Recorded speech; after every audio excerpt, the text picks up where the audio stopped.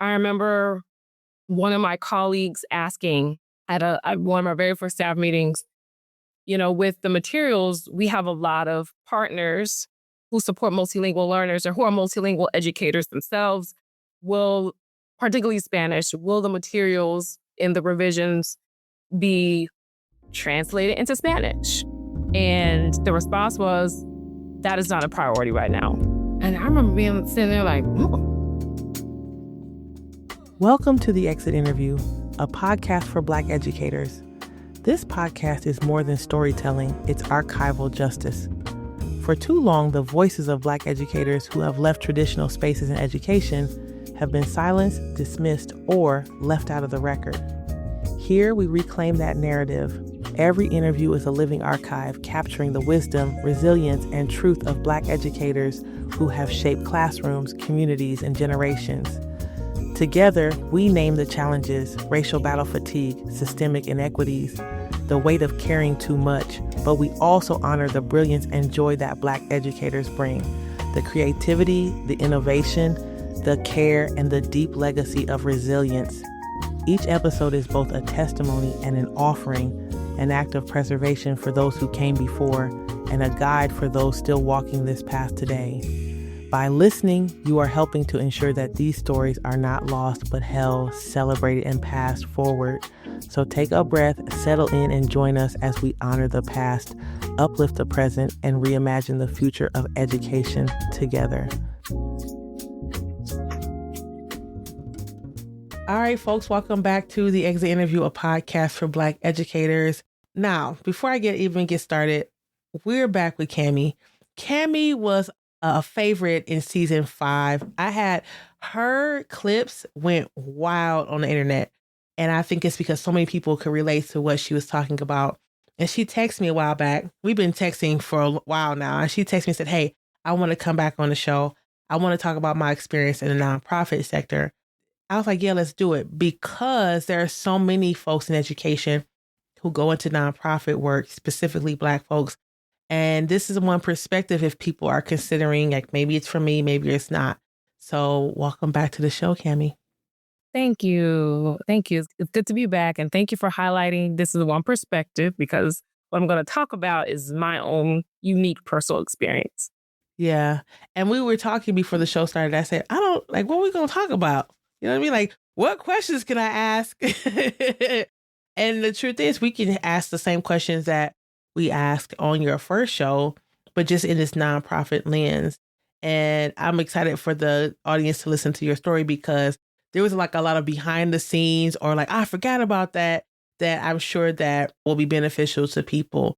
And if you are an executive director or in leadership in the nonprofit sector, please take notes, right? This is really important because, yes, this is the Exit Interview, a podcast for Black educators, but a lot of things that happen in education spaces are also happening in the nonprofit sector, and we are not exempt from that. So, ready to get started, Kamye? I'm ready. All right. So first question, you left education. We left you when you left education. We kind of talked about the nonprofit world a little bit in your last episode, but tell us about that transition from being an educator in the classroom and then shifting into going into the nonprofit sector. Like, what was that process like? How did you know that was a move that you wanted to make? For me, so I finished my last teaching assignment at a high school. I taught intensive reading. And from there, I thought I was just heartbroken over how my students were treated because of their reading ability. And from there, it was just so heartbreaking to me. I'm like, I don't know if I can do this day in and day out. And I also think I put a lot of pressure on myself. And it took several people to tell me, like, hey, a lot of these students were struggling with reading before they got to you. Like, you're not going to be able to undo years and years of what they didn't get in a school year. And so with all that grief and just being frustrated with how my students were treated and what landed them in intensive reading, I said, I think the natural segue for my career is to explore the nonprofit sector. I still wanted to do something that was education adjacent, but explore not necessarily being in the classroom. And so I took a role at a nonprofit where I served as a manager working, coaching AmeriCorps members at a large high school in Miami. And I took on that role like early into the school year. So my plan was not to leave during the school year. My plan was to leave before the school year started, but it didn't work out that way. So I wound up leaving early in the school year, maybe like, I think school had been in session for like a month, if that.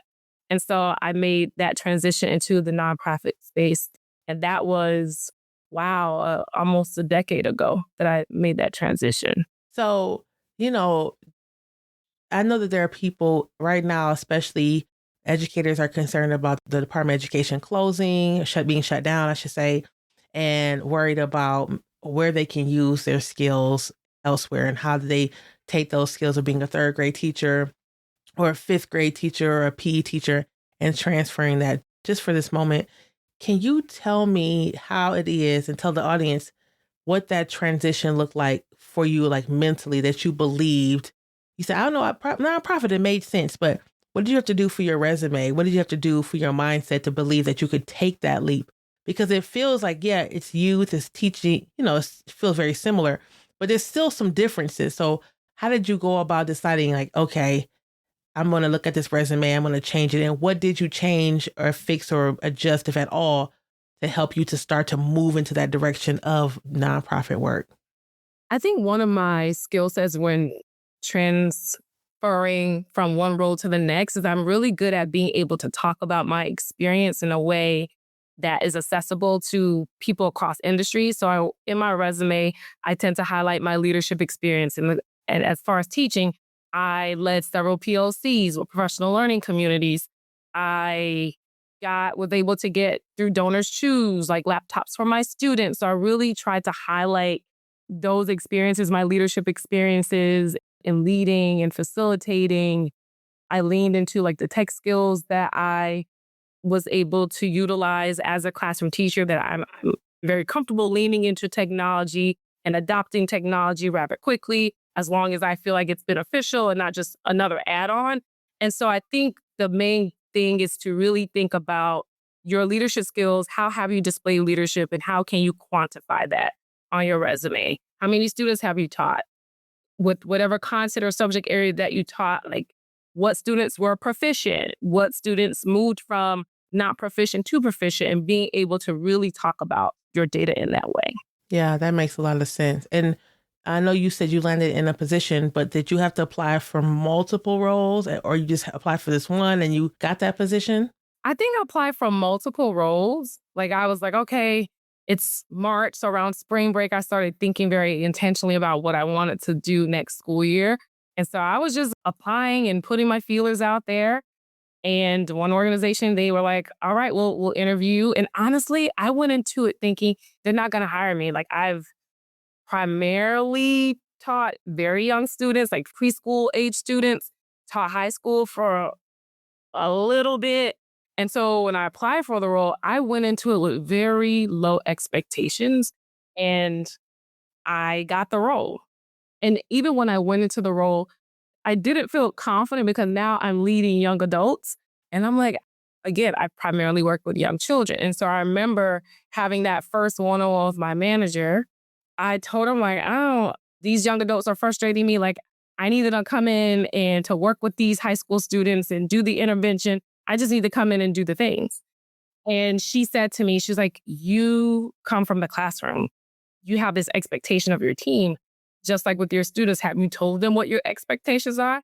And I'm like, no, they're adults. They should know. And she's like, not really. Not really.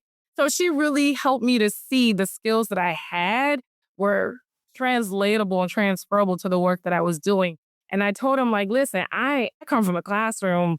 And she's like, lean on that. I think at one point I was the only person on staff who had direct classroom teaching experience. There were other folks on staff who had served in the capacity of their AmeriCorps members, but I was the only one who came directly from the classroom. And so she was like, lean on that. Like, you know how to teach. You know how to scaffold learning. Build on those skills to support your team. And I did that. I would just facilitate professional development for them because I noticed they would ask me questions like, why I'm working with ninth grade students and they don't know how to read. or they're struggling in these areas. And I was like, this is my time to shine. So after school, I would facilitate professional development to talk about the socio-political history of education in this country and what possibly have led to students struggling with reading. And from that, I guess the word got around to leadership. And then the following year, made the transition to being a coach. So instead of working with one team, I was responsible for, it was about 8 different schools. So I just leaned and took my manager's advice, shout out to Janelle, and just utilized those skills. And those skills got me to be seen amongst folks around the organization. So I'm one of those people at work, I go to work, I do my job. I really try not to get involved in other things that are going on in work outside of my job. But now that I wasn't school-based, most of the time I worked in the office with other colleagues because primarily before in my first role, I was school-based. So I was at the schools with my AmeriCorps members most of the time. And then after that, I worked more closely with staff. And I had an opportunity, because I got the opportunity to visit other schools to see how other managers ran their teams and how they supported their teams or how they didn't support their teams. And so it just gave me more of a view of what folks were doing in support of their teams and how they led their teams to support students. So, in thinking about that and these conversations that you felt like you had to have, I'm assuming, about that, how did that go? And I'm thinking, can you set the stage at the context of the demographics, the racial demographics of the kid or the young people that you were supporting, and then the adults that you were supporting as the lead? Let me think. So the students was in Miami, so primarily Black and brown students at these schools, lots of multilingual learners. The team that I worked on, I had a team of, well, this is a long time ago. I think I had a team of about 10 AmeriCorps members that I led. Of the 10, I think I want to say like 9 were people of color. 9 were people of color. Yeah, 9 were people of color, mostly women. I think I had one male on my team. So, I mean, from the sounds of it, it sounds like a dream for a lot of educators. But what would have made you transfer or move from working with AmeriCorps to somewhere else? For most of my career nonprofit, I worked with AmeriCorps. Oh, okay. Even for most of the nonprofits, I had some type of contact or touch point with AmeriCorps programs. That wasn't on purpose. It was just the roles that caught my eye because Keep for America is an AmeriCorps program, and then having served as a core member there, and then it just came naturally to me. Those were the roles that I saw, and I wasn't looking specifically for roles that were AmeriCorps aligned. It just happened that way. And that makes total sense, right? If their national org has a lot of opportunity for movement across the country, I'm assuming for people who need to or want to transfer or do something else, but you didn't do that work the whole time. What else did you do after that? So that role, yeah. And then another role that was so brief. And I say brief, I worked there 3 months. So I'm not even going to talk about that. And then the role after that, I worked with AmeriCorps members, but instead of supporting students in high school and middle school, I worked with AmeriCorps members who worked in preschools. So very similar work, just a different student population or student age. So, I mean, this is the Exit Interview, a podcast for Black educators. You said, I want to come and talk about my experience. You don't work in nonprofits anymore. What is it that helped you decide it was time for you to leave kind of the nonprofit sector? Because you were working with people would imagine as like a dream population of folks who are supporting young people. But why come on back on the show? Why not be in nonprofits anymore? We're in a climate now where, is it 600,000 Black women? It might be more now. I don't know. Are not working. And for various reasons, most from what I've been reading, a lot of it is the exits have been perhaps involuntary. However, I wanted to talk about my experience that was voluntary. And some people say, oh, Kamye, you're so brave. And I'm like, brave or foolish? Right? But I wanted to talk about my experience because I think it's important to hear various stories and to feel like they're not alone. Even though I left voluntarily, I think there are some through lines that people can relate to about, what they're feeling at work. What they're feeling is real. It is valid. It's not in your head. And I had a lot of those feelings before I decided to make that leap and just leave work altogether, because it wasn't a decision that I came to lightly. But I think there are things that people can relate to help them feel like, okay, so I'm not alone. What I'm experiencing wherever I am, it is real. And this is how one person navigated those waters. So, what are some of the through lines on the back end that you've noticed that you would want our audience to know about? I went into nonprofit work because as an educator, it felt like the next step to do, felt altruistic. And then I realized as I started to navigate the waters of nonprofit work, something about it started to feel like familiar. I'm like, have I seen this before, experienced this before? And one day I had an aha moment like, so I'm a fan of Issa Rae. I'm a fan of Issa Rae. And I remember her web series, Misadventures of Awkward Black Girl. And I watched it faithfully, just would cackle all the time at the antics. And particularly when Issa worked at the nonprofit called We Got Y'all, right? She worked at a nonprofit called We Got Y'all. And one day I had an epiphany. I'm like, I have worked at a string of We Got Y'alls. I worked at a string of We Got Y'alls. And I remember there was this one episode in the web series where I think, was it the web series or the show? I'm starting to confuse the two. I remember there was one of them, I saw an episode where I think they changed the logo of the organization. And I think it was like the hand was white, or is it two white hands or something like that? And Issa was like, what is this? And what is this? And so I remember just laughing at these episodes of the antics at We Got Y'all until it's like, oh, well, this is my life. This is my life. It's not funny. It's not funny at all. Yeah, so that's like a summary, a really high level summary of what some of my experience was at these nonprofits. Okay, all right. I'm gonna take you from the forest to the trees. All righty. So at this one particular organization, I had a lot of autonomy, which I really valued. Had a great working relationship with the local district staff that I worked directly with. But the organization itself, there were some challenges. The one that sticks out the most is Whiteness History Month. How can I go back and explain this? So we're going to go back to 2020, 2021. 2020, the racial reckoning of 2020. We see the black squares on social media, all that. 2021 hits, and it's still like the world, the US is on fire. I want to say April of 2021. I think the trial of Derek Chauvin was underway in the murder of George Floyd. And another string of murders happened, like the murder of Dante Wright. And people were reeling from that. And so leadership at the organization I previously worked for sent out this email.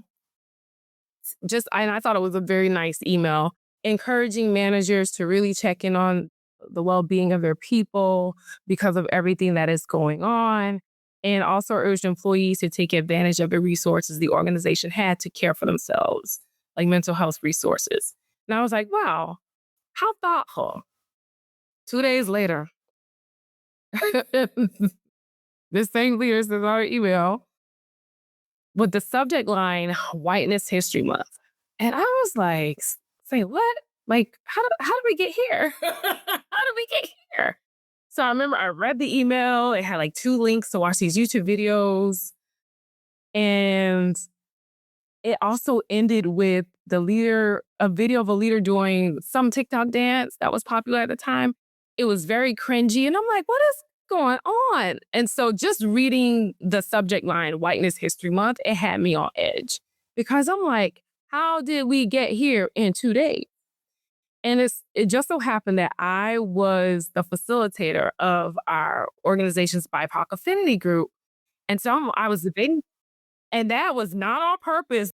The original leader stepped down and just randomly reached out to me. He's like, "Oh, I think you'd be great for it." And I'm like, "No, girl, I barely spoke in the meetings, Dr. Asia." But they were like, "Great." So I was like, "Fine." And I'm like, of course, when I take over the reins, Whiteness History Month wants to pop off. So I was feeling these feelings. I was experiencing big feelings. I was feeling frustration, even curiosity, like, why this? Why now? With everything going on? And it just so happened that another member of the BIPOC affinity group messaged me and expressed her feelings about that email. And we were going back and forth, like, yes, totally agree. And she said, I started jotting down my thoughts about that email.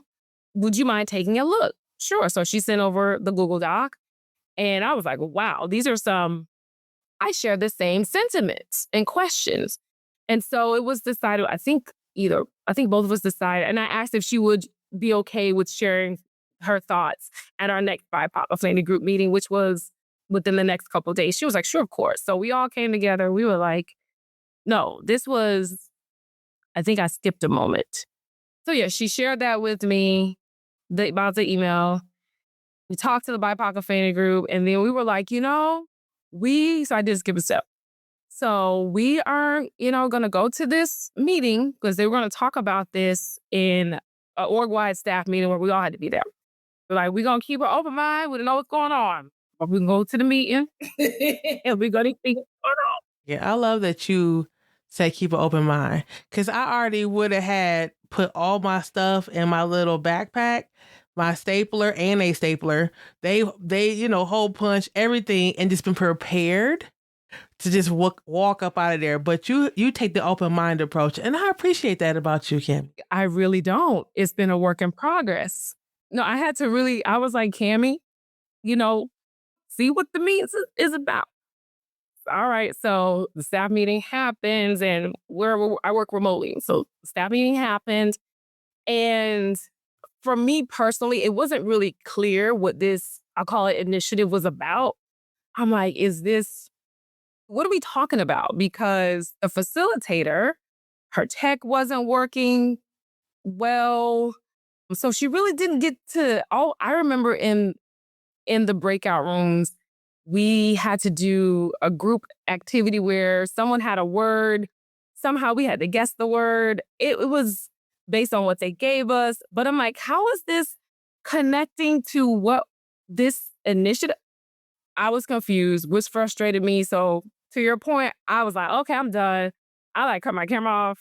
I went to the kitchen and got me a snack. I could hear people calling my name and ask me a question. I was done because I'm like, what is going on?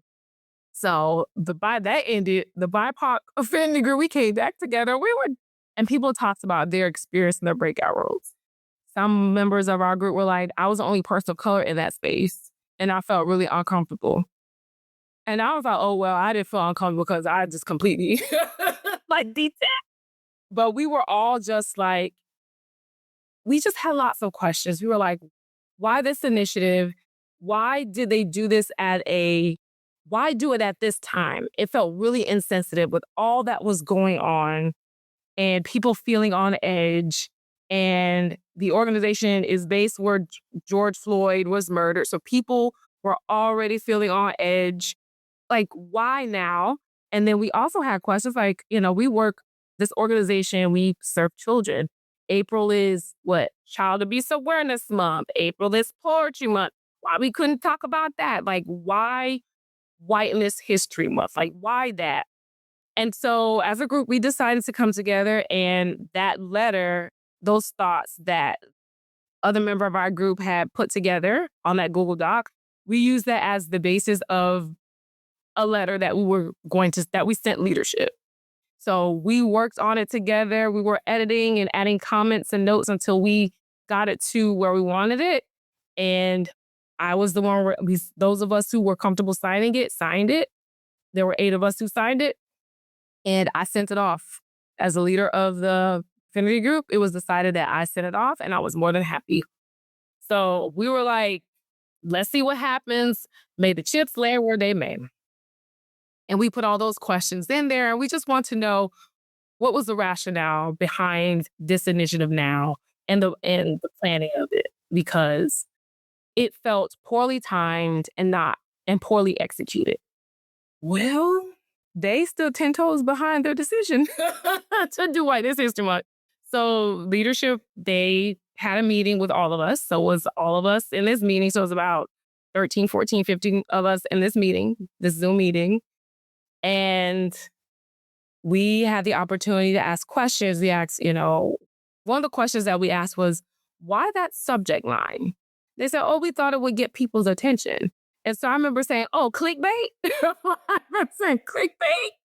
We talked about how we felt the timing. It was not the right timing for that. We really didn't understand the message of it. We didn't know what we were talking about. Like, what exactly were we talking about? Is this celebratory? Are we talking about whiteness? Like, what are we here to discuss? Because that wasn't really clear. And again, with everything that was going on, it just felt inappropriate. We also learned that there was a white affinity group, which we knew about. They spoke to the white affinity group in its planning, did not speak to us as people of color to talk about how we might feel about this particular initiative. They, as a leadership, also mentioned that, and I'm quoting, white fragility was prioritized in its planning. So the planning of it, to me, it felt like there was no consideration for staff of color. And then an investigation ensued about the folks behind the letter. And I'm like, well, 8 names are on it, my name included. I didn't understand what the point of the investigation was. I think they were just trying to find who's the ringleader behind the letter. All 8 of us were. And HR had individual conversations with all 8 of us one-on-one. Hold on one second. So HR is not involved in none of the Whiteness History Month conversations, none of the planning, none of that. But you all, because you asked questions, because you pushed back, because you wrote this letter, investigations ensue at an organization that supposedly is supporting young people. Yeah, that's my recollection. Yes.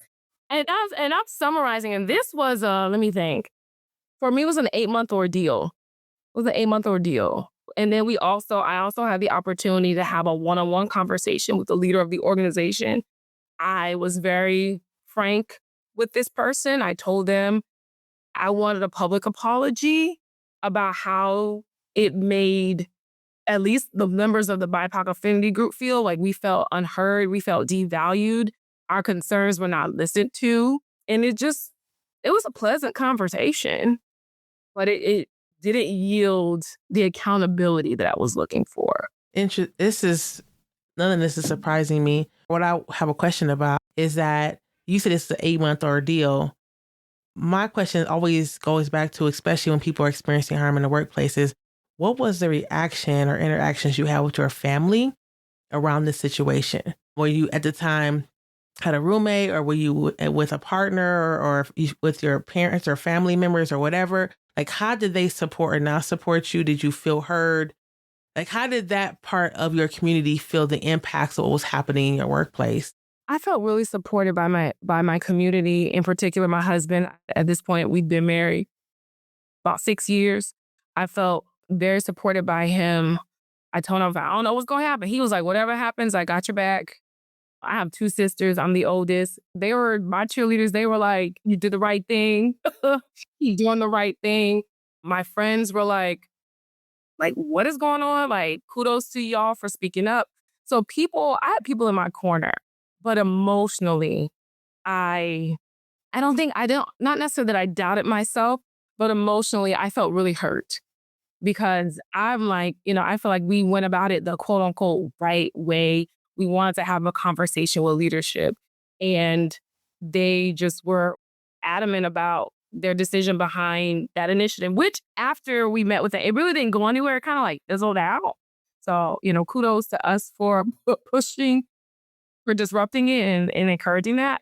But I felt really hurt by and I don't know why I felt such a deep sense of hurt by this, because I'm like, there are 8 people I can see if it's one person who spoke up, but 8 people came together and said, we feel harmed by this. This is how we would like to address it moving forward. Let's have a conversation. And it was just like, we were told that some people felt empowered by it. But what about the 8 of us who didn't? That word empowered, that was the word. And I was like, wow. You know what's really interesting about situations like that is I'm sure that this is someone's phrase, so I'm not going to say I came up with it, but I think about racial grief, and I think specifically about situations like you're explaining, where before this situation, people may have assumed, or you may have assumed, that it's a community. We're all trying to help the community. We're trying to get, people, the leadership is supporting us. This feels really good. I'm glad that I made the decision to come to this organization. But then things like this happen, this Whiteness History Month, and it's like a death of what you thought that the organization was. It's a death of what you thought that how the people were supposed to be. And for in my own experience, it has been where you look around and you're like, well, if this is a lie, then who else is lying? Or everyone's faking it. And I thought that you were in solidarity. And for me, it felt like all of a sudden, I don't want to say us versus them, but very much it's not the way I thought it was going to be. And then what does that mean for my time here at that organization? And I grieved all the relationships that I thought were genuine. And I grieved all the things that I thought I could do in that organization before I understood that it was not here to support who they said they were going to support. And so when people talk about the sadness or like disbelief, I always connect that to a form of grief from situations that happen like that. Yeah, I definitely grieved. I cried a lot, not at work, but at home, I just was like, I don't understand why they just can't see or refuse to see our point of view. It caused a lot of grief in the sense of it was like pulling back the veil. Yes, which I feel like that's what's been going on for the last for a while. Exactly. Pulled back the veil. And it's like, I immediately knew like, oh, I gotta leave. Like, I knew that immediately. So I gotta go. And it was, there were 8 of us who signed that letter. Half of us left. Like one person, when we met with leadership, I want to say a day or two later, she left. And she'd only been there, I think, less than a month. She was like, oh, this is it for me. So like half of us left. For folks who were in that situation, I don't want to make assumptions, but you understand now, if they're capable of this, then they're capable of anything. Unless you, like, financially, there's a lot of reasons why people stay at jobs, right? But you understand, like, if you stay, you're signing up for perhaps some more of this, whatever this is, or some more empowerment or emboldened feelings from our white staff. Like, yeah, they had our back, the other 4 left. And they could just turn that up, whatever that is, into bullying, into whatever. Yeah, that's intense. So you left. You said 8 months. It took 8 months to like make that decision to leave, huh? 8 months to make that decision because I was still in the investigation, talking to leadership, find another role. And after that, I was like, oh yeah, that's it for me. I have to go elsewhere. This is not a place where I can do my best work.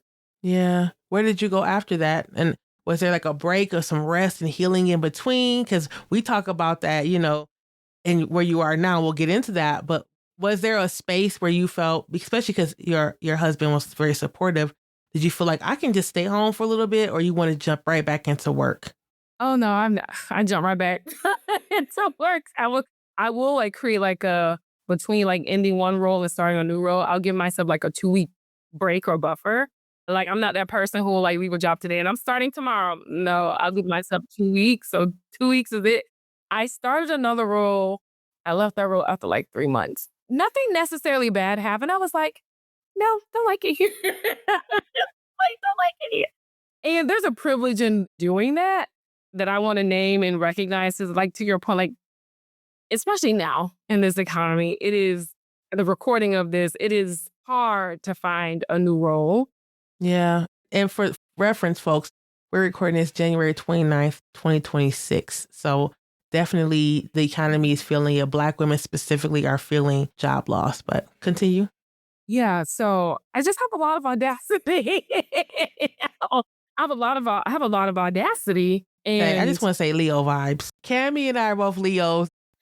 We exchange memes on Instagram. It's like one red flag and it's time to pack it up, right? Yeah. That's why this podcast is called, the slogan is audacity to share our stories. Like, how dare you? Like, yeah, I have audacity, but continue. oh yeah, I really do. But I didn't know I did until people were like, "Girl, you'll leave a job." Yes, I will. Yes, I will. So I left that role because I'm like, this isn't for me. I'm gonna start another role, and things were fine. And so I was like, okay, no workplace or organization is perfect. And then we were acquired by another organization. And at first I'm like, it was difficult. And at first I'm like, again, I'm working on the benefit of the doubt. I'm like, you know what? Transition can be difficult. You've become accustomed to one organization's way of work, and now you're becoming accustomed to another organization's way of work. But at some point, I had to be like, it's not all you, girl. Like, you're accustomed to change. You're not afraid of change. You embrace change. But what's going on here, what you're experiencing is real. So the organization that I came from, small, there were, when I say small, 12 of us, maybe 12, 13 of us, small organization, and we were acquired by a larger organization. And, we all expected change to occur, but I don't think I expected the types of changes that occurred to occur. And the culture was just very different. How so? Very corporate culture, even though we were in the business, in my mind, the business of working with children and school districts. I'm accustomed to calling school districts partners. We're partners.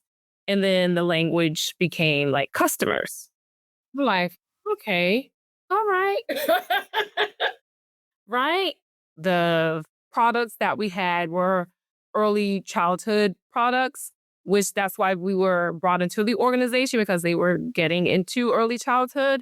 And it just felt like we, as in those who came from the small organization, were not listened to when it came to our expertise in early childhood education.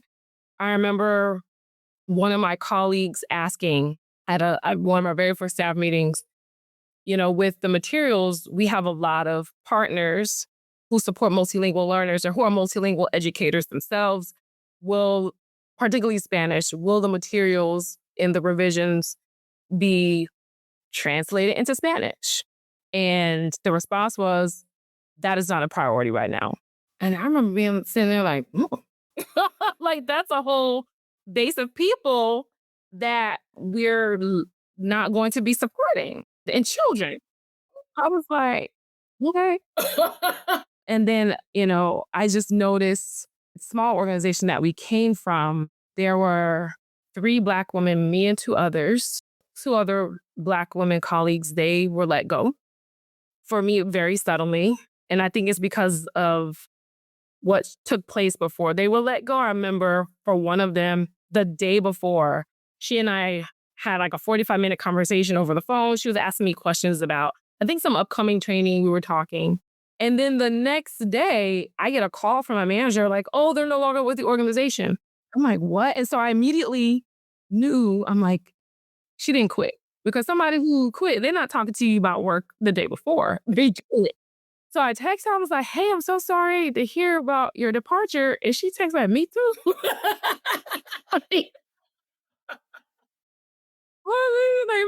I was like, well, okay. Oh, okay. And then my other colleague, we were in a meeting. And then 30, 40 minutes later, she texts me, I was just let go. And it was so, yeah. And so I'm like, well, it was just me. And I kept thinking, well, why didn't they let me go? Is it something about me that they feel is palatable? What is it about me that is making them hold on to me? And that made me feel uncomfortable because I consider myself a disruptor. And I also acknowledge that I feel like I did change somewhat in that organization. I wasn't as vocal because from my experience and how I saw the other two Black women treated, I was like, oh, they ain't listening to us. No way. So why bother? And so in meetings, I would like retreat. Like I went completely inward. I would listen for my name. But other than that, I had nothing to add, nothing to offer. And that was intentional. And I also think about, was that self-preservation or was that displaying complicity, what was going on? And it could be both, right? And just thinking back about your episode, your first episode, you said that someone said, can't remember the situation, but they said, can you just let it go? And you said, I can't. And to hear that you were in that time, you were working in a school system, and then thinking about this letter that you wrote or helped to write in this other nonprofit, and now you're here, right? And like slowly seeing, like you said, going inward over time. And that is very much, I feel like, what happens to so many Black women in education, nonprofit sector, for profit, is this like dimming of our light for lots of different reasons. And so I wanted to pause and just say that it's really interesting to hear the way that you were, like you said, advocating in the beginnings of your career, and then how you ended up at this one that we're speaking of, this nonprofit we're speaking of, and realizing you're going, like into yourself. And I remember you and I met a little bit, like you were still working in that nonprofit. So, and you had said that to me when we had that conversation. I thought that was just so fascinating that you had said, like, is it like, why am I the only one left? And having that conversation with yourself. And that's really a hard question to ask for a lot of people. Yeah. And so I was navigating that and I'm like, well, and there were other things that I noticed. I felt like I was just expected to just do and go without asking any questions.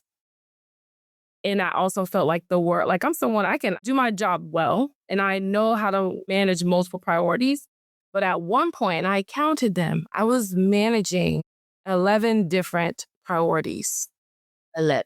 And I remember 11 because I'm that employee. If we have a one-on-one, I'm going to populate that agenda. You don't have to populate the agenda as my manager, but I'm gonna do it for the both of us. And I remember populating our agenda with the 11 things that I was working on simultaneously. And I was like, you know what? This is not in my head. This is unsustainable. So I need to bring this up at our next one-on-one. So the manager that I originally had with the acquisition, I mentioned in our one-on-one that I'm working on these 11 priorities simultaneously. And I showed her where they were on our agenda, the 11 things. And I said, I want to make sure that I'm properly prioritizing these tasks. And I want to make sure that I'm doing the priorities correctly. Could you share any advice of these 11 things? What are the top things that I should be prioritizing? And her response to me was, everything is a priority. And there was no offer of, okay, I can take this off your plate, or because everything is a priority. So do all the things, be all the people. I know at that moment, that's when I was like, I really started to, and I think this is a good thing, decenter work. Like I was like, oh no, these people will not break my soul, like Beyonce said.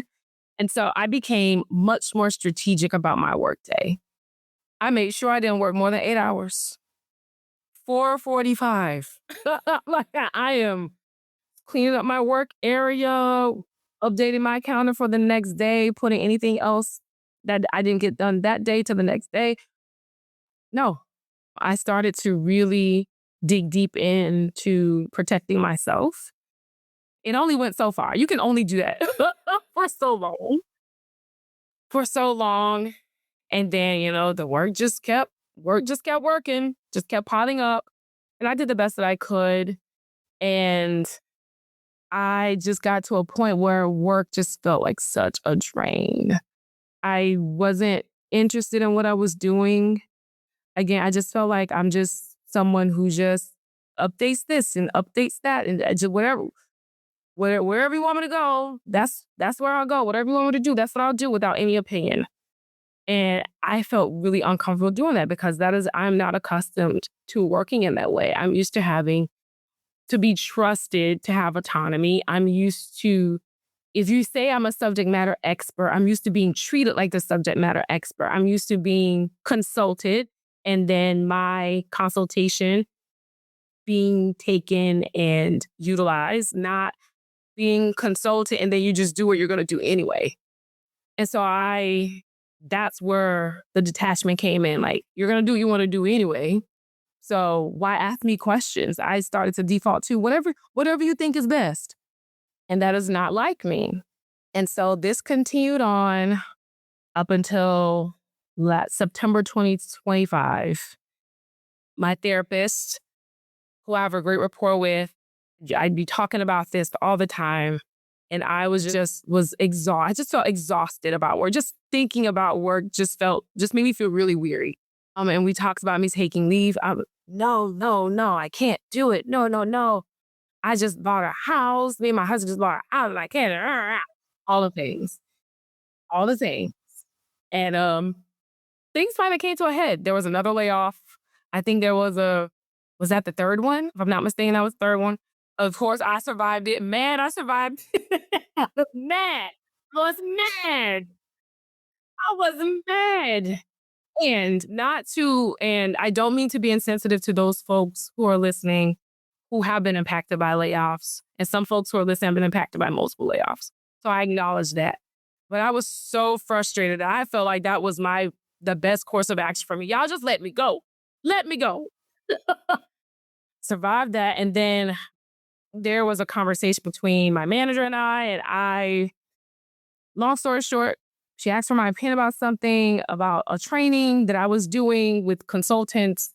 And there was just this constant back and forth on the dates. And I'm like, I already communicated a different date and now we're going back and forth. And I said, that makes me look as if I'm incompetent because I'm the one who has to communicate this information. I'm just getting the information, just doing what I'm supposed to do. But I was like, you know what? Let's go ahead and take this leave. And I was terrified. I'd never done that before. I just pushed through, but I was exhausted. I was mentally exhausted. And even when I say this, I'm like, I still was doing good work. I was doing what I felt was the bare minimum, even though I feel like my bare minimum was still good, but it wasn't what I expected of myself. I was just mentally exhausted. And so I was like, you know what? I'm going to request leave and see what happens. And I had, again, low expectations and it was granted very quickly. Yeah, why they were like, yeah. And I was like, oh, it was that easy. So I did that. I took 7 weeks off. It was a glorious 7 weeks. It was a glorious 7 weeks. And then I was supposed to return in November. The day before I was supposed to return, Dr. Asia, my spirit said no. I remember sitting on the couch and my spirit said, mm-mm. So I said, are you going to do? No, you're not. You can't. Yeah, we're going to do this. So I talked to my husband. I was like, hey, I'm supposed to go back tomorrow. But I said, I can't. I said, because nothing's going to change. Nothing's going to have changed. I have to be the one to make the decision. And he was like, all right. He said, things might get a little scary, but I support you. I said, great. That's all I need to hear. I drafted a resignation letter right there. Yeah, I did. I wish they would just fire me. And they would it. So I was like, I got to fire myself. So I talked to my husband. I said, listen, I can't do this anymore. I said, I was more afraid of what I will become working there than what would happen to me if I didn't work there.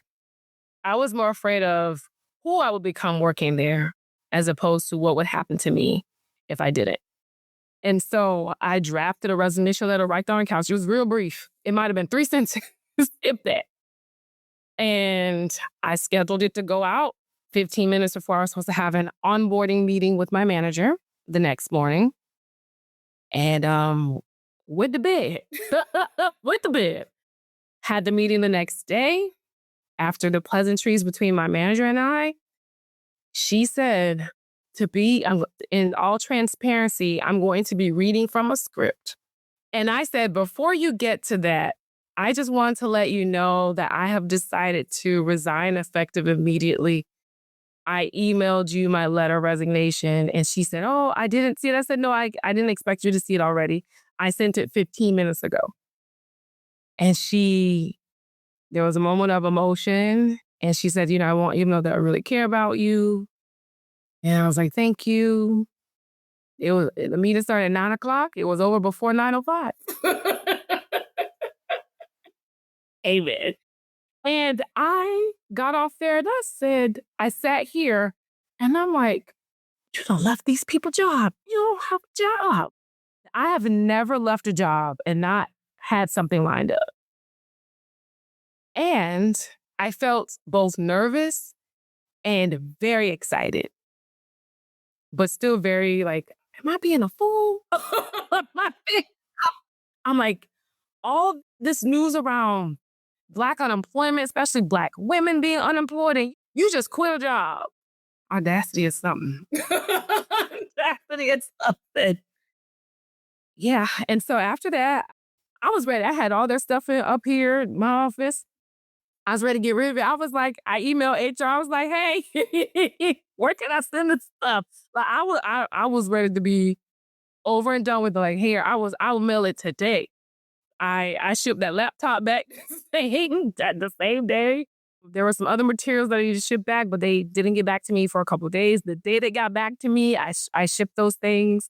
And then HR emails me a series of documents. But one of them was an exit interview. I have a personal policy where I do not do exit interviews. I don't like them. I feel like for the employee, they're a waste of time because oftentimes in my experience, I've already told you what my challenges and my experiences have been. And by the time this exit interview, I think it's pointless for me to rehash it. So the exit interview, I kept it really simple. My name, the date, I circled while I left. I signed, dated it, sent it back. There were several places where I could have put comments, where asked me to put comments. I said, I'm not putting no comments. I'm not putting comments. HR responded, they thanked me for submitting it and strongly encouraged me to put comments. And I debated, I'm like, I don't want to put no comments. I don't want to. But several people were like, well, they asked you for it. And I said, well, I'm not going to put individual comments. So what I did at the end, I was like, I'm going to write, my undergraduate degree is in English. And I'm a pretty strong writer. And so I said, I'm going to write an essay about why I left. And so I got, my Kermit the Frog. And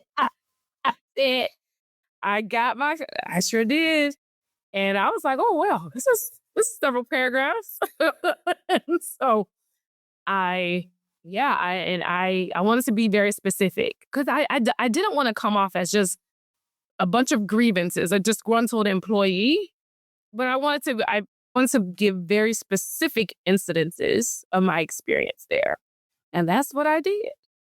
And I was like, I don't know how they're going to take it, but they asked for it. I didn't think they would respond, but HR did respond. And for me, the response was surprising. The response was, thank you so much for being so open and for sharing your experiences. And they were like, in full transparency, a lot of what you mentioned are not surprising. And they thought they navigated a lot of those things like around or during the pandemic, but clearly there's more work to do. Some, it's hard to take a look in the mirror. That's what it said. And I was annoyed by that response. I was annoyed because I'm like, oh, so further confirmation that this is not in my head. And you're aware. And in talking about COVID at this time was 5 years ago. Like, what progress has been made? Like, I talked about it all. I talked about, as a Black woman, the experience and seeing two other colleagues who are Black women let go about not prioritizing the translation of materials, having a conversation with HR before about my experience. Oh, I laid it out. I gave dates. Like I made it very plain about what my experience was. And to learn that, some of it wasn't surprising. It's hard for people to take a look in the mirror. I said, oh, okay, well, I made the right decision. But it was annoying to read that. Was there another emotion that I felt? Yeah, mostly annoyance. Like, okay, so a lot of this isn't a surprise.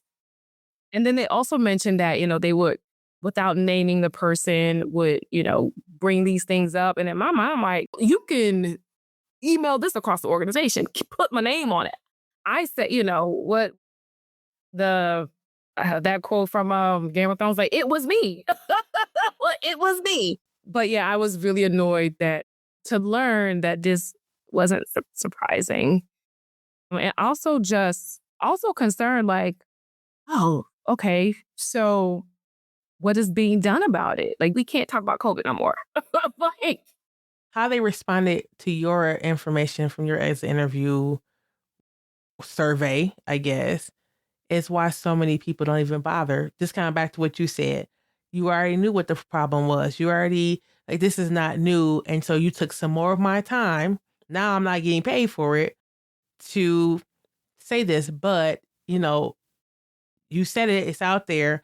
And at the end of the day, I know that so many people feel like coming on this show or doing their exit interview later or whatever, at least they said something for themselves, even if the organization never changes, even though it took their time away and the org won't change. They're not 5 years on the road, 6 years on the road saying, I should have, I could have, I would have, that's been, as of this recording, what, well over 2 months now. It feels so much longer. No, It feels longer to me too, just thinking about it. Yeah. Thank you for sharing that story. And I know that so many people can relate to that, even, like I said, in the K-12 or higher space, but also nonprofit sector, the for-profit sector.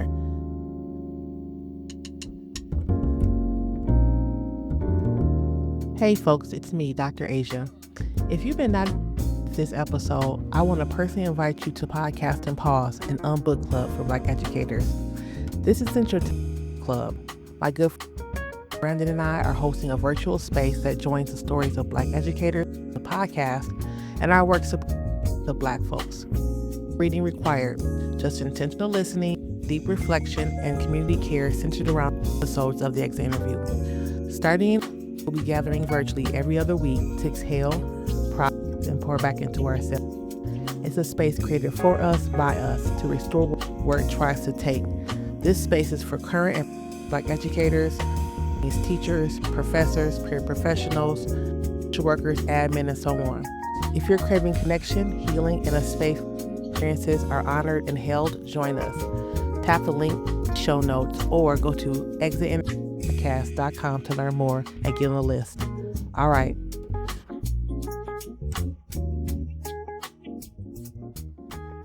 All right. So you've shared your story about being away from the workplace, giving your exit interview. And like you said, it's been 2 months, but now we had to pause our recording because we had to come back, and now we're 4 months out. So we've originally recorded this back in January, and now it's mid-March. And so this hopefully is giving you some time to think about a couple of things that I'm going to ask you. And the first question I want to ask is, now typically I ask the question of what do folks believe schools, districts, and unions can do to retain Black educators. But you answered that question in our first episode. This time, seeing that you have been in the nonprofit sector for a little bit, I want to ask that same question, but what do you believe that nonprofits can do to retain Black employees? And the reason why I'm asking that is not just because you worked in a nonprofit, but it seems that quite a few folks who come on the podcast have also had a stint in nonprofits. Some of them are still there, but most of them have moved on. So in your opinion, what are some strategies that could help with that retention? oh, that's such a good question. And I actually recently wrote about that in an op-ed that's published in the Fulcrum US to be specific. The op-ed is called Resilience is Not a Workplace Strategy. And I actually lay out 3 bullet points that talked about that. So one of the things that workplaces in general, but nonprofits specifically can do, set realistic workloads. Oftentimes, nonprofits are working with tight budgets, few people, and have really ambitious goals. And that can make workloads unsustainable. For instance, at an organization that I worked for, I was managing 11 projects, doing 11 concurrent things, facilitating, managing, trainings. And I remember I listed all of the things that I was concurrently working on, those 11 things, and I listed them out specifically on our one-on-one agenda with my manager. And I just asked, what are the things that I should be prioritizing? Because all of these things take up a lot of time. And the response was, and I quote, everything is a priority. That's not realistic. Everything can't be a priority. That leads me to my second point. Managers need to be trained on how to clarify decisions and priorities. From my personal experience, I've seen lots of folks in management who are good at what they do, but not necessarily experienced in leading and working with and managing people, or they're not experienced with leading, working, and managing employees who have a strong sense of the direction that their work is going in and who are not afraid to assert that. So I think there needs to be more robust training for managers to know how to clarify decisions and priorities so that they don't even necessarily have to wait for their employees to do that. They recognize the strain that the employee or employees are under, and they're able to get ahead of it and not be reactive. And the last thing, and this may be overly ambitious, but I'm going to say it anyway, treat rest as a condition for a sustained well-being. In looking at jobs, I see some organizations, they have like a wellness stipend, or, they encourage you to take X amount of weeks or days off per year. I'm sorry, I'm going to say I'm seeing that more and more, but because that's something that I haven't had in the workplaces I worked in, that's something that I've seen. So I think more organizations need to treat rest as a condition for sustainability so employees don't burn out. I think there's a lot more conversation around mental health and wellness within organizations, but I don't really think organizations know how to support employees or even themselves in that area. Love those suggestions. I have something I'm thinking about as you're talking about those, which is when you share your own experience, there was a racialized component, right? And so thinking about the racism that you experienced within your workplace and people offering extra time off and things like that, do you believe that, I don't know if I do, I'm not sure, but I don't know if those types of incentives that support burnout can also be a support for people experiencing racialized experiences in the workplace.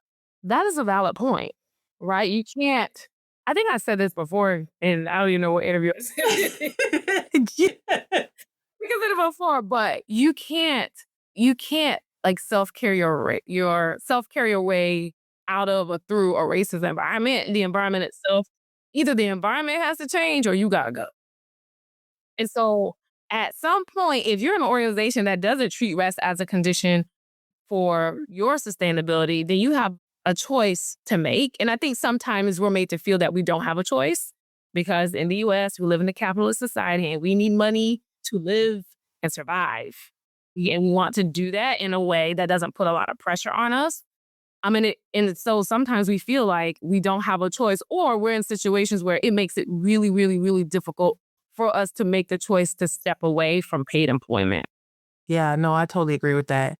It's really challenging because that's the thing I always think about is like, how do we can't convince others to stop being racist. And so is it this like leapfrog for Black folks and Black women in particular to be always looking for new jobs? And I'm not saying that like asking you that necessarily. It's just something I've been thinking about is if so many of us could step back and look at the overarching theme of employment over our lives and realize it's not even a if, it's a when. And I think that makes it to me really difficult to just sit in that. Like, when am I going to feel safe? Entrepreneurship is not for everyone. And so I could easily say like, oh, just do this, just be and that is not something to just fling out there. And like you said, people need to be paying their bills immediately. And this is a slow game, right? Or they don't have a partner, or they take care of aging parents. There's like so many other factors that we can't just like slap a Band-Aid on do our own thing. Like, do your own thing as if that's going to solve the problem for everyone. So I was just thinking about that. What you said, Dr. H, made me think about the phrase stay ready so you don't have to get ready. And so I think what made it easier for me to walk away is one, I'm in a privileged position to have a partner. I have a husband whose salary is well above the national average. And so at some point, I want to say back in from 2019 to 2022, we worked on becoming debt free. And so we are completely out of debt. The only debt we have is our home, is our mortgage. We paid off our student loans. We paid off both of our cars, credit cards. We have no debt. And so as a result, we were able to stay throughout that time until fairly recently, we were able to stay at a high rate. So when I came to him back in November, I was like, hey, I don't want to go back. He was like, okay. Which is funny because I wanted him to talk me out of it. I did. I went to him because I wanted him to be like, what are you thinking? We need this money. And he was like, okay. Let's Everyone is like, I don't have any excuse. And so if folks are able to, like you said, it's not a matter of if, it's when, especially in the world that we're currently living in. How can you prepare yourself to be able to provide for yourself if you step away voluntarily or you're told to step away involuntarily? How can you put yourself in a position now, if you're working, to be able to say, I have this saved up that will sustain me for X amount of months if necessary? I think now is the time for us to think in that way. It's unfortunate, but these are the times that we're living in. Yeah, I had a guest on a while back. Her name is Rhonda. And Rhonda is a single mom who has 3 kids. And I remember she was in the wellness cohort that I co-founded. In mid-cohort, we were a year-long cohort. Mid-cohort, she quit her job. And she said she had always kept saving money at every chance she could so that she could just leave when she wanted. And I don't remember what month she left, but she did not choose to start looking for work for a year and a half. Like, I love that for her. And she said that there was a point where people would ask her, like, you still not working? You not looking for a job? And she felt this pressure to look for work. And then she said she looked for like a day and it was like, what am I doing? Like, I saved my money, I saved money, my kids are taken care of. I don't need to do this. And so obviously, again, everybody's situation is different, but I think for Black women in particular, whether we have a spouse or not, because we never know, right? Whether we have children or not, this conversation of put some coins away, even if it's like enough for 1 month's rent or whatever, you almost have to at this point. It feels mandatory. And if not even for yourself, in case one of your sisters, your friends or family members need that you're able to offer that to them or your child or whatever in this economy. So yeah, I appreciate you sharing that. My husband calls it a go bag, whether you Yeah. you have your go bag to the side. Yeah. I'm glad he calls that. Or you're gone. Yeah, I'm like, mine is like a no fuck you. That's what I call it. No, no, fuck me? No, sis, fuck you. That's the kind of bag I Yeah, so yeah, it's so good. Thank Let you. me put a toilet. Have you some funds to the side. Yes, and repeat again the name of the piece that you wrote in case people want to go out and listen to it. Resilience is not a workplace strategy. So y'all got to know, Cammy's over here sending me editorials all the time. She's like, read this, or op-eds. Read this, read this. And I'm like, girl, I can barely sound words out. It'd be 2:00 in the morning, 10:00 in the afternoon. I'm like, what? If you see her name on these writing streets, it's because she's on a mission.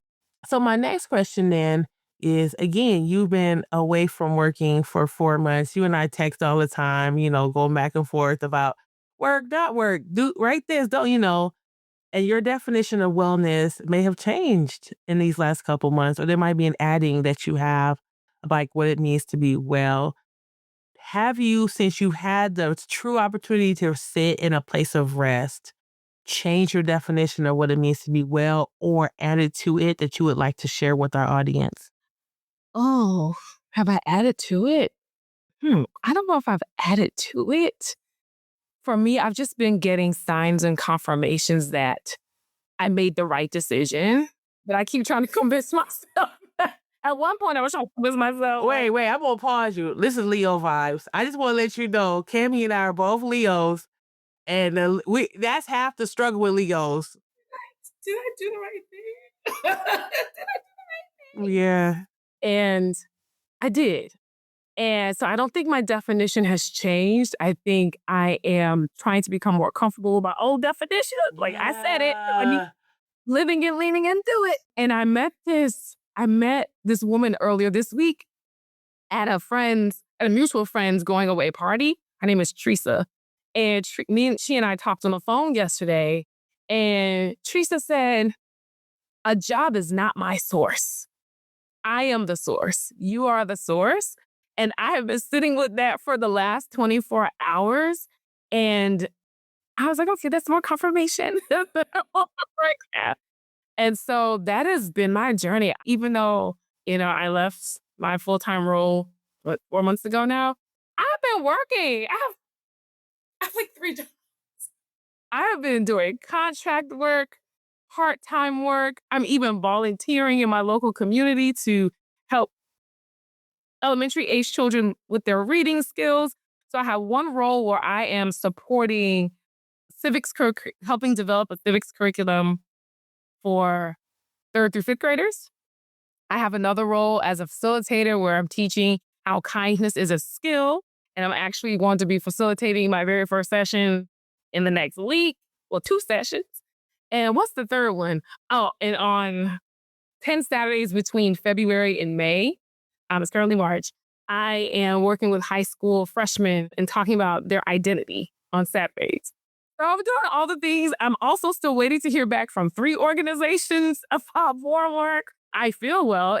It's so funny you mentioned that. Who was it that I came across? I think the other day, one of my friends, we were talking, she was like, you sound so light and heavy, not heavy. You sound so light and happy. And I'm like, well, I feel light and happy most of the time, but I do have those moments where I'm like, you're just out here on faith and vibes. And that is something that I'm not used to. I'm used to, I have a plan. I have a plan for the plan for the plan, just in case the plan of the plan does not work out. And those plans that I had, I thought I was going to be a corporate girly. And it's like, well, I didn't really want that. Like, I wanted that when I graduated college. And now that I am many years past that, my goals and aspirations have changed. And I mourned that a little bit because I had in my mind this vision that I had for my career. And I would constantly should on myself. You're this age. You should be at this point in your career. Why aren't you doing this? You should be doing that. And then I had to recognize that wasn't the best path for me. And I'm on that. It was something that I really had to come to terms with and journal about. And as I have been navigating this space of creating a new path, I feel a lot happier because I'm doing work that aligns with my values and that has put me in a position to support the work that I like, which is equitable practices for nonprofits and for children specifically. It feels like the definition of what it means to be well doesn't necessarily mean not working in community in some capacity, right? But it's finding joy and meaning and purpose in that space, and not because you have to, but because you genuinely want to, which is a form of wellness, right? It's choice. Choice is wellness. It is choice. Like, I have been wanting to volunteer to help. There's all this data about how we are in a literacy crisis in this country, not just for the children, but for adults too. And so I'm like, early literacy, passionate about it. I want to do something about it. I want to work with children one-on-one. And so back in maybe a month after I left my full-time role, I just started Googling and I came across an organization in my local area. And I've been volunteering since January. And I love it. I love going to see those kids twice a week. At first, I was like, I don't know if these kids like me. But I remembered when I first started teaching with someone, my coach told me, she's like, you'll know. They will let you know. if they like you or not. And I know because they be clocking what time I get there. Let me be 3 minutes late. You're late. It's 9:33. I'm like, whoa, can I use the restroom? Yeah, I'm like, it's spring break. So you're not going to see me for 12 days. They're like, what do you mean?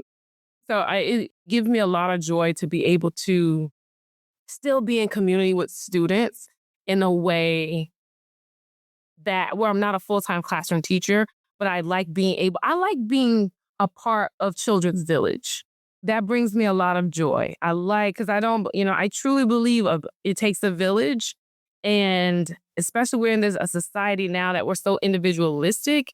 I don't believe that, caregivers or folks who are responsible for children in some way, I don't think they should have to do it alone. And so I like being a part of a village that supports and uplifts and play a role in the development of children. I really enjoy that. Thank you. Yeah.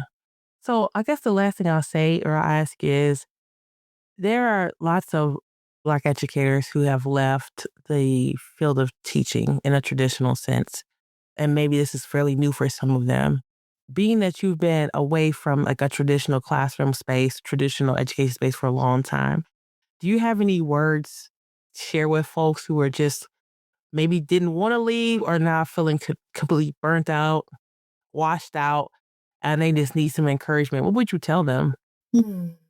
That brings up big feelings for me. I remember when I finally made the decision to walk away from teaching in the traditional sense. I cried all the way home.